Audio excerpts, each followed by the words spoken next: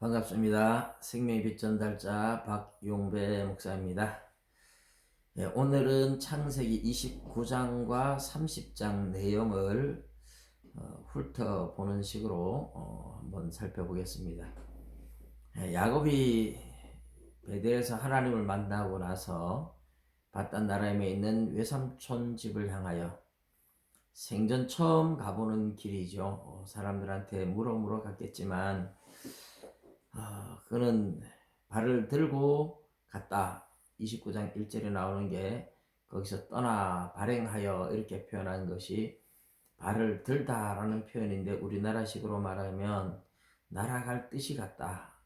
하나님을 만난 체험, 그 기쁨과 감격이 그 먼 바단 아람을 향해 가는데 굉장히 발걸음을 가볍게 만들었다. 그런 의미라고 말씀을 드렸죠. 그리고 이제 거기서 양치는 목동들을 만났는데 라반을 아느냐 하니까 야곱의 외삼촌 라반을 안다는 거죠. 그러면서 그 딸이 지금 온다 해서 보니까 양치기 하는 것이 외삼촌 라반의 딸 라헬이라는 딸이었습니다. 그 딸에게 이제 아버지 라반은 양치기를 맡겼는데, 야곱과 만나서 야곱이 양떼에게 물을 먹이고, 이제 거기 목동들은 아직까지 해가 중천에 떠 있으니까 물을 먹이고 양을 풀을 뜯겨라 하는데 사람들이 전부 다 안 한다는 거죠. 사람들은 목자들이 다 모인 후에 목자들이 와서 이제 돌을 옮겨 놓으면 그때 물을 먹인다.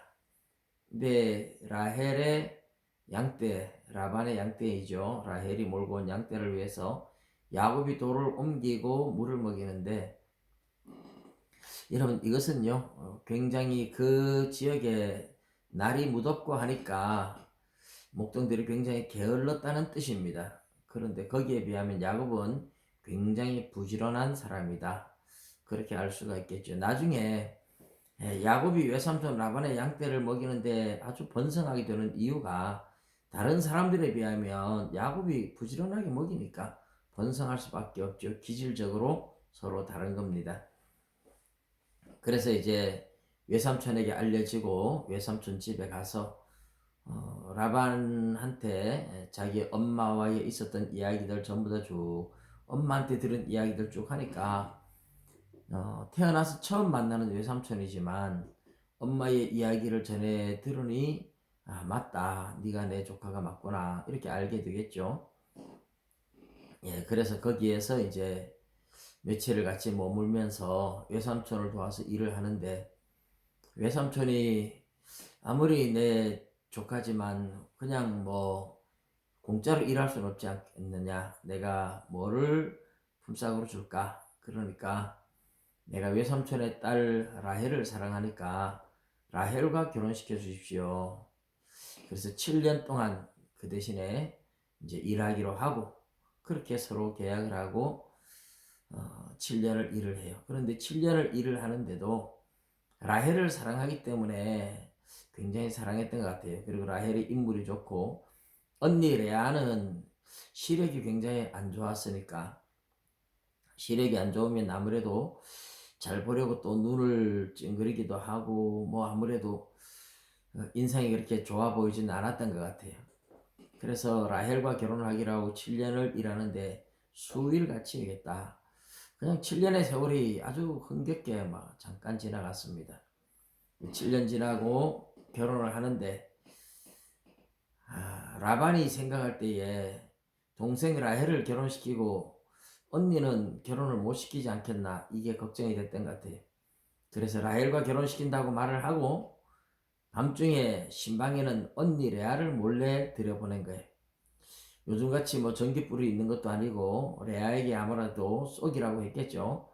말을 잘 하지 말고 그냥 뭐 그래가지고 불 꺼진 밤에 그냥 같이 잠자리를 하고 아침에 보니까 라헬이 아니고 레아였습니다. 외삼촌한테 쏘은 거죠. 그래서 화를 내니까 외삼촌이 또 변명이 그럴싸해요. 이 지방에서는 언니 놔두고 동생부터 결혼시키는 법이 없어서 할 수 없이 그랬다. 라헬도 줄 테니까 7일 더 기다리라. 한 날 1시에 언니 동생 같이 결혼식 못 시키니까 7일 더 기다리라. 그러면 내가 7일 후에 결혼시켜 줄게. 동생과 대신에 7년 더 봉사해라. 그렇게 해서 14년을 그냥 외삼촌한테 쏘가서 14년 봉사할 수밖에 없게 됩니다. 근데 우리가 여기서 재미있는 것은요, 야곱이 속이기의 명수 아닙니까? 형을 속이고 아버지를 속이고. 근데 야곱의 엄마 리브가가 그런 속이는 것들을 사실 주선을 했었습니다.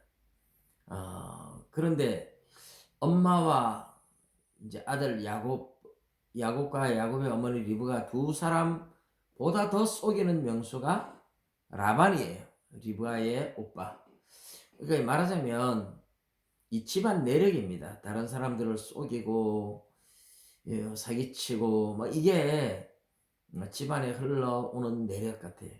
하나님께서는 이런 야곱의 기질을 알고 계시고 이런 야곱을 택하셨을 때 야곱을 새 사람으로 만들기 위해서 외삼촌 속이기의 명수가 더 속이기의 고수인 외삼촌 라반한테 가서 많이 속으면서 훈련을 받고 연단을 받게 하시는 거죠. 우리 하나님이 참 특이한 방법으로 하나님이 하시는 방법은 너무너무 지혜롭고 특이합니다. 그래서 14년을 봉사하고 그 다음에 또 이제 품삯이 그동안 결혼을 위해서 했기 때문에 자식을 낳고 이렇게 가는데 나는 이제 아무런 재산도 없다. 그래서 돌아오려고 하니까 빈손으로 가기는 그렇고 그래 품삯을 정해라. 그러면 품삯을 줄게. 그래가지고 이제 야곱이 정한 게 뭐냐 하면 얼룩얼룩한 양떼들이 새끼가 나면 야곱이 하고 흰 양떼들은 다 이제 관리를 하지만 얼룩얼룩한 양떼들은 아예 처음부터 분리를 해가지고 섞이지 않게 하고 흰 양떼를 먹이는데 얼룩이가 태어나면 야곱의 품삯으로 그렇게 이제 정했어요. 라반이 생각할 때는 그런 일은 잘 일어나지 않을 거라고 생각을 하고 당연히 오케이 했는데 튼튼한 양이 태어나기만 하면 전부 다 얼룩이 무늬가 있어요. 그래서 야곱이 엄청난 부자가 되었다 하는 이야기인데요. 여기에도 참 재미있는 이야기가 있어요. 하나님이 야곱에게 꿈을 통해서 그런 것을 보여주었고 야곱은 또 양을 먹이면서 우연히 이제 발견한 사건이 있었습니다. 물 먹는 데서 양들이 교배를 하니까 거기에 이제 나무 껍질 벗겨져서 얼룩얼룩한 나무 가지들이 있을 때는 얼룩얼룩한 것이 태어납니다. 그런 것이 없을 때는 또 안 그렇고 이것은 야곱이 우연히 발견한 것이지만 야 이거 특별한 걸 발견했다. 자기만이 아는 비밀. 그래서 얼룩얼룩한 양떼를 태어나게 자기가 마음대로 조절한다고 생각하고 그렇게 했어요. 그러나 여러분 사실 오늘날 유전학적으로도 그 얼룩무늬 있는 거 보면서 교배하면 얼룩무늬 태어나는 게 아닙니다. 절대로 그렇지 않아요. 그런데 어떻게 야곱에게는 그런 일이 생겼을까?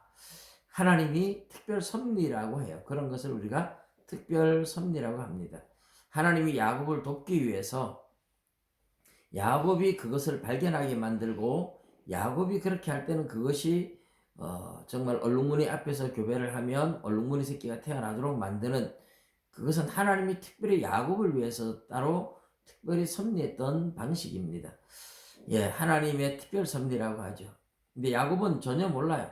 자기만이 아는 비밀이고 또 그게 그런 법칙인 줄 알죠. 그렇게 되는 줄 알죠.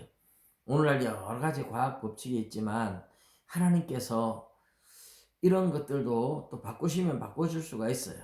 그래서 하나님이 야곱을 돕기 위해서 했던 특별한 법칙이었는데 야곱은 그것이 자연 법칙인 줄 알았고 그런 방법을 통해서 튼튼한 양떼를 자기 것으로 만들 수 있었던 겁니다.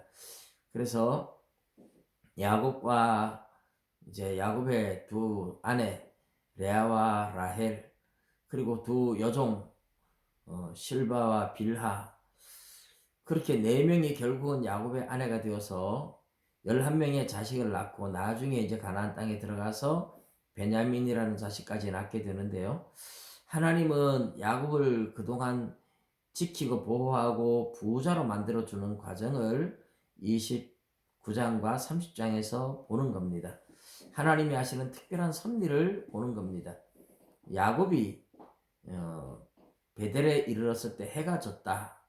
그리고 나중에 다시 돌아갈 때는요, 야복강을 건널 때 해가 떴다. 이래서 야곱이 외삼촌 라반의 집에 있는 동안 야곱의 일생에서 밤이었다. 하나님이 훈련하고 연단하는 일종의 광야 생활과 같은 밤이었고 훈련의 기간이지만 해가 질 때 갔다가 돌아올 때 해가 떴다. 20년의 세월이지만 그렇게 표현해서 야곱의 일생이 밤이었다. 이렇게 말하지만요. 야곱의 일생은 밤같이 보이는 그때, 광야 생활 같은 그때 하나님은 거기서도 한 번도 야곱을 떠나지 않으시고 야곱을 지키고 보호하고 섭리하고 그렇게 만들어 가십니다. 예, 하나님이 우리를 선택할 때는요. 하나님이 때로는 우리를 어려움과 고난과 환난 속에 넣어 두시지만 그렇다고 하나님이 우리를 떠나신 것도 아니고 우리를 버리신 것도 아니고 항상 옆에서 보고 계시고 지키시고 계시다 하는 것을 믿으시고 여러분 언제나 하나님을 더욱 하나님이 나와 함께 하신다는 그 사실 앞에 감사하며 더욱 굳게 주님의 말씀 붙잡고 사시기를 주님의 이름으로 부탁드립니다. 감사합니다.